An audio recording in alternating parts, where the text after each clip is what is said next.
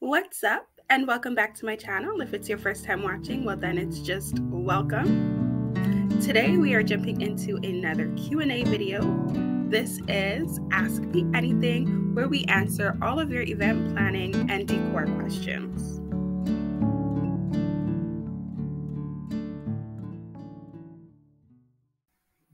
Invitations are outrageous. Tell me how you did your DIY invitations. Bonus points for an arched invite. So, what is the average cost of a wedding invitation, right? To print 100 invitations, you're going to look anywhere between $150 to $500. And it really depends on your printing method and the style of invitation that you would like. The most common wedding invitation will include RSVP inserts, map inserts, reception cards, which happens if the reception and the ceremony are not in the same location. So where can you recreate these for low on the least expensive side? You can go to websites like Canva, Zazzle, or Evite and design your own invitations, eliminating that aspect of it. Once you've designed your own invitation, you can decide if you want to send them digitally for absolutely free or create a website and have them on there, or you can simply print them directly through Canva or Zazzle. If you don't like those options there, or if you find that those printing costs are too much for you, alternatively, you can go to your local printing shop. In my area, we have a Staples. Their turnaround time is 3 to 5 business days, so I would check that out. There's also Vistaprint. Vistaprint always has coupons and discounts available that you can use, so I would utilize those whenever you have the opportunity to. You can also skip the save the dates. Those are not really necessary for family or friends that are living locally.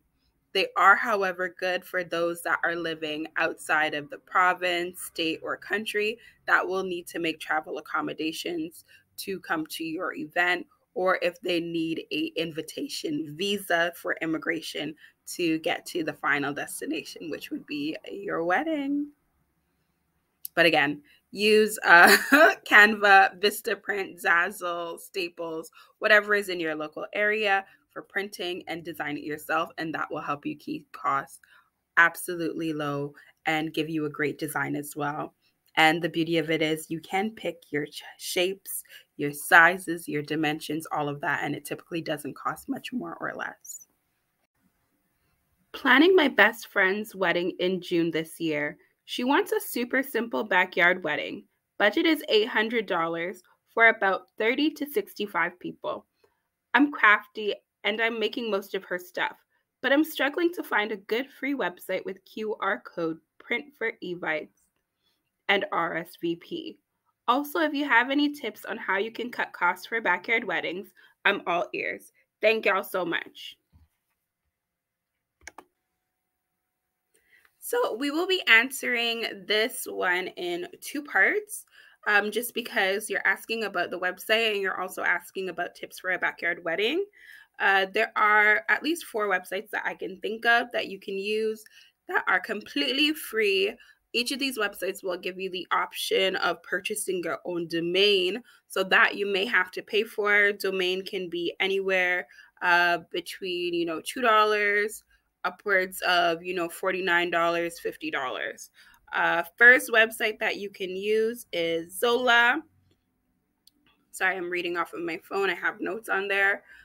So Zola is a wedding website. It allows you to use the registry, checklist, guest list, seating chart, and a gift tracker. The web design is there. It's free to use. You can also use the knot.com, and that is a free website tool. It offers a lot of different things free of charge. And again, if you do want to purchase your own separate domain from the knot.com, that is there for additional fee. If you are in Canada, you can use weddingwire.ca. Again, free service that you can use. Absolutely love it. Haven't heard any complaints about it. And there is also Minted. You can use Minted. Oh, there is actually a fifth one. It is joyweddings.com, and you can create there. So all 5 websites mentioned are completely free. They do have add-ons that you can purchase if you would like to. That is a domain and pro stuff there, like your upgrades. But yeah, perfect, easy website that you can use. A lot of different things, very user friendly for anybody that wants to be able to track and use it in that manner. Sorry, my battery is dying and that tripped me out. There is also RSVPify. You can use that. It is not a website as to where you can build your own website. However, it allows you to track your RSVPs. So if you create it and you just have your guest email back to you, so if you just send them an invite and a link saying RSVP here, they can do that as well. However, they won't have that whole experience of going on a website and seeing your story of how you met, your love story, your dates, your pictures, your galleries, anything of that nature. So again, I hope that helps. If there are any other websites that you used or you've heard of that I haven't mentioned, you can go ahead and drop them in the comments, and I'd love to take a look at them. Otherwise, skip to part 2, the backyard weddings. Backyard weddings. I love them. So this one is very exciting for me. I love an intimate ceremony. I love an intimate reception. However, I think if you're going to be realistic, it is going to be very, very difficult to host a full wedding in a backyard for $800. And I say that because the cost of an officiant, a photographer, if you want one, and food alone will already exceed that for a party that large. What I will suggest to you, though, is instead of hosting an elaborate reception, to bump it down to a cocktail or mixer or an early morning event, so you can host it as if it were a breakfast. Breakfast is typically a lot less expensive than either a lunch or a dinner, and you can cut costs significantly. Same if you have it later in the day between, let's say, lunchtime and dinner time, then you can get away with just passing out light refreshments and you won't need all of the fixing of a full meal. What you can also do is have a extremely short ceremony. That way you can opt out of having seating for everyone and tables for everyone. You can do that by ensuring that your ceremony is either 20 to 30 minutes, no more than 45. And that will give your guests enough time just to stand there and watch you and commemorate your moment, love your moment, be a part of your moment, feel a part of your moment without having their legs hurt them or their feet hurt them or have them sinking into the ground. You may want to consider getting a tent for a backyard wedding because sometimes the sun is really, really hot and you don't want it beating down on you or your guests, and it may rain, it may be windy, and a tent will help prevent you from feeling all of that from the elements of the world around us. It also helps deflect from things like bird poop, which, we don't love. It's there. We can't avoid it. It's something that happens. So it's a good thing to have in mind, and you don't have to worry about bugs or insects getting into your food when you do have a tent, because it allows for a little shelter. But I hope that helps you. Again, I don't think that you'll be able to do it for $600. Maybe $1,000 would be better, just because, again, the cost of officiant may run you about $200. And then if you're just doing a light brunch or cocktails, you can get away with little sandwich cut ups and light refreshments, and that will help keep your costs down. Hey y'all, we're looking to get married for 2024 and are looking for ideas to incorporate Mary Jane. We have both smokers and non-smokers attending. Also, any ideas on how to add that into our save the dates and invites would be a huge help. signage, decorations, anything would be helpful right now. Thanks in advance.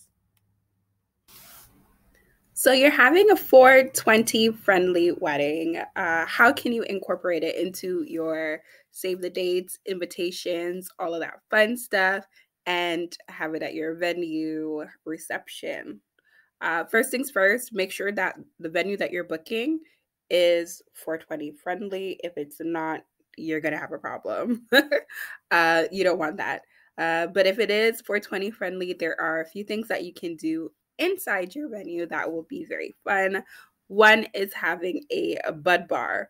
A bud bar will allow you to have different jars on display, similar to how you would have a candy buffet, and you just label them, what's inside of each one, what strain, the THC levels, anything of that nature, and supply all the tools that you'll need: a grinder, lighter, hand sanitizer to clean your hands before you go in, little scoops, maybe a scale if they're not prepackaged, so that nobody is taking too much.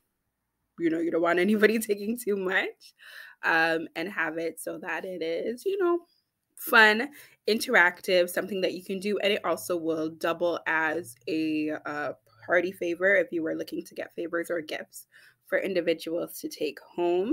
That is a 2-for-1 deal. Another option is having someone there with the bud bar that can roll, because not everybody is able to roll. So you can have somebody rolling there for them. Hire someone for an hour or two to come in and just roll those out, however that's done. Another option would be to have it on the tables as part of the decor. So instead of having a bud bar, one big bud bar, you can have little jars on each table, and that will double up as your centerpieces. So again, a 2-for-1, well, maybe a 3-for-1, because it's your centerpiece, an interactive activity, entertainment, and a favor. So that makes it 3-for-1 kind of deal. And they can have that, enjoy that, and take it home with them. For your invitations, on your invitations, I would just say that it is smoke friendly. You can also add cannabis leaves, buds to your invitation and have it look nice. I know sometimes we can go overboard with themes and have it look a little bit tacky, but we can definitely avoid that by simply adding little touches, little flares to it. That'll make it still look elegant, classy, and let it know that it would be fun. I would also, though, advise that because it is a smoke-friendly environment, that you would limit the amount of children that are there. And so, if it's smoke-friendly, it's not going to be child-friendly. So maybe leave your children at home. Let your guests know to leave their children at home. What are you using for drinkware? I kind of like the look of these. They are plastic, but still have the amber glass look. Is anyone else using plastic? Anyone seen better prices? These are on Oriental Trading. Picture included for inspiration. This question is absolutely perfect for a video I just saw on TikTok. In the video, the bride found a variety of glass, antique or vintage sets in different stains that she was able to use for her wedding. This is extremely cost effective, as when purchasing from thrift stores, you can get a full set of 6 glasses for up to $10, which is much less expensive than what you can see the bride had posted on that she found on Amazon. So this is a great alternative. It may take some time. It may take a lot of effort, but when it's all said and done, you can put these up on Facebook Marketplace and sell them right after your wedding is over, and you don't have to deal with them again. Or you can sell them to event planners, even decor specialists, and any other rental companies may want to take them off of your hand. So this is a great alternative, something that you can do. Plastic or glass, it doesn't really matter, but this is extremely cost effective, and I would recommend anyone doing this. Thank you so much for watching. I really hope you enjoyed this video and found it to